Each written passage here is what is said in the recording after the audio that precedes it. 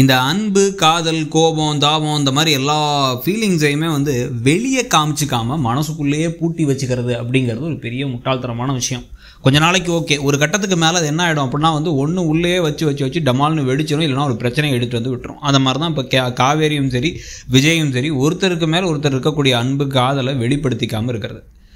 காவேரியை பார்த்து இவர் என்ன மைண்ட் வாஷாக சொல்கிறாருன்னா, நீ என் கூட தாண்டி இருக்கணும், உன்னை விட்டுருவனாடி, நீ தாண்டி என் உயிர், நீ தாண்டி என் பொக்கிஷம் அப்படின்னு பேசுகிறாரு. இதில் ஏதாச்சும் வெளில காமிக்கிறாரான்னு பார்த்தா வெளில கிடையாது. வெளிலலாம் வந்து சொல்லாமல் நான் வந்து வீடு வாங்கி வீடை வந்து அவள் பேரில் எழுதி புக் பண்ணி பர்த்டே அன்னைக்கு தான் சொல்லுவேன் அப்படின்னு கங்கணம் கட்டிக்கிட்டு இவர் உட்காந்துருக்காரு. ஆனால் பர்த்டேக்குள்ளேயே இவங்களை பிரிக்கிறதுக்கு எல்லா விதமான சதிகளும் பின்னாடி விதியும் செஞ்சுக்கிட்டு இருக்குது, எல்லா முட்டாள்தனங்களும் நடந்துக்கிட்டு இருக்குது. இப்போதைக்கு இந்த யமுனா அண்ட் நிவின் பேருக்கு கிரியேட் பண்ணுற பிரச்சனைகளுக்கு ஒரு முடிவு வந்துருச்சுன்னு நமக்கு லைட்டாக மனசில் ஒரு திருப்தி வர மாதிரி தான் விஷயங்கள் இப்போ நடக்குது. ஏன்னா வந்து இப்படியே பேசுகிறாங்க, அந்த மாதிரி கொஞ்சம் கொஞ்சமான விஷயங்கள்லாம் ஓப்பனாக வந்து யமுனா கிட்டக்க காவேரி சொல்லிட்டாங்க. ஆனால் இப்போ காவேரி என்ன பண்ணுறாங்க தப்பு அப்படின்னா, காவேரி எனக்கு மைண்டில் இருந்து எனக்கு அவர் தான் எல்லாமே, அவரை தான் நான் மனசெல்லாம் நினச்சிருக்கேன், என் மனசு முழுக்க அவர் தான் இருக்காரு, ஆனால் வந்து அவர் தான் அதை புரிஞ்சுக்காமல் என்னை நிவின் கூட அனுப்ப பார்க்குறாரு அப்படிங்கிறாங்க. ஏமா வாயை திறந்து கேட்டுறாமா, இது வரைக்கும் வாழ்நாள் ஃபுல்லாக நீங்கள் வந்து ஆரம்பத்தில் எங்களுக்கு காமிச்ச காவேரி தைரியமான காவேரி, இடுப்பில் ஷாலை தூக்கி கட்டு வந்து பேசாமல் கபடி மேட்ச் விளாட போகிறது, அந்த மேலே அந்த கழுமரத்தில் ஏறுறதுன்னு சொல்லிட்டு எல்லா விஷயத்தையும் செஞ்சுக்கிட்டு இருக்கக்கூடிய ஒரு ஆள்.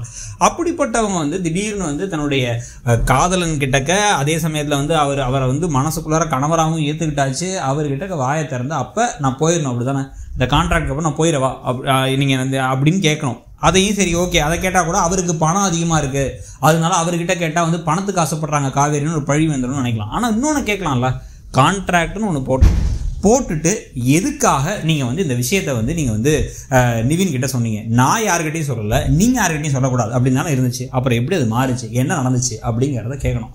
அதை கேட்காம விட்டதுனால இப்போ என்ன ஆக போகுது அப்படின்னா வந்து சண்டைகளும் சச்சரவுகளும் அதிகரிக்க போகுது. இப்போ காவேரி நிவின் யமுனா இந்த 3 பேரும் ஹாஸ்பிட்டல்லேருந்து போகும்பொழுது ஏதாச்சும் ஒரு வகையில் யமுனா மாற்றுறதுக்கான வாய்ப்பு இருக்குது. யமுனா அப்படி ஒரு காரியத்தை பண்ணாங்கிறது போலீஸ் வந்து இன்வெஸ்டிகேட் பண்ண வந்தாங்க, ஏதாச்சும் ஒன்று நடந்த பொழுது வந்து இதெல்லாம் வந்து விஜய்க்கு விஜய் என்கிட்ட சொல்லாமல் நான் வந்து ஹெல்ப் பண்ணுறேன்னு சொன்னால் அதையும் கேட்காம நீ மட்டும் வந்து ஏதோ போய் நிவினை கூட கூப்பிட்டு போயிருக்க, அப்போ நிவின் தானே உனக்கு முக்கியம், உன் மனசில் நிவின் தானே இருக்கான், அப்போ நிவின் கூடயே போயிடு அப்படிங்கிறதும். இப்போ அது ஆக்சுவலாக கோபத்தில் சொல்கிறது, ஆனால் இவர் மனசில் வந்து இருக்கிறது காவேரி. ஆனால் காவேரி என்ன நினைப்பாங்க, இவர் கான்ட்ராக்டை சலிச்சு போச்சு போல, நான் இப்போவே அனுப்ப பார்க்குறாரு, நான் கிளம்புறேன் அப்படின்னு நிற்க, இந்த சமயத்தில் வெண்ணிலா வேறு ராகினியும் அஜயும் தேடி கண்டுபிடிச்சு கூட்டு வந்தால் பிரச்சனை மேலே பிரச்சனை தான் வரும். அதுக்கு பதிலாக நடக்க வேண்டியது என்ன அப்படின்னா வந்து காவேரி இருக்கிறதெல்லாம் போதும், ஒரு தடவை கிளம்புறதுக்கு முன்னாடி ஓப்பனாக பேசிடுவோம் அப்படின்னு சொல்லிட்டு என்னென்ன நடந்துச்சு யமுனா விஷயத்தில் நிவின் விஷயம் என்ன நடந்துச்சு, இவங்களுக்கு எப்படி வருத்தமாக இருக்குது, இது எதுக்கு அவர்கிட்ட சொன்னாருங்கிறலாம் கேட்கும் பொழுது டேரெக்டாக கேட்டாங்கன்னா அவரும் மனசு வந்து ஓ இதான் பிரச்சனையா, இதுக்கு தான் மூஞ்சி தூக்கிட்டு இருக்கியா நீ, ஐயோ அது அப்பமா இப்போ இல்லைங்கிறத சொல்லுவாரா மாட்டாரா, இவங்க கேட்பாங்களா மாட்டாங்களாங்கிறத பார்க்கணும். உங்களுக்கு என்ன தோணுதுங்கிறத சொல்லுங்கள். தேங்க்யூ.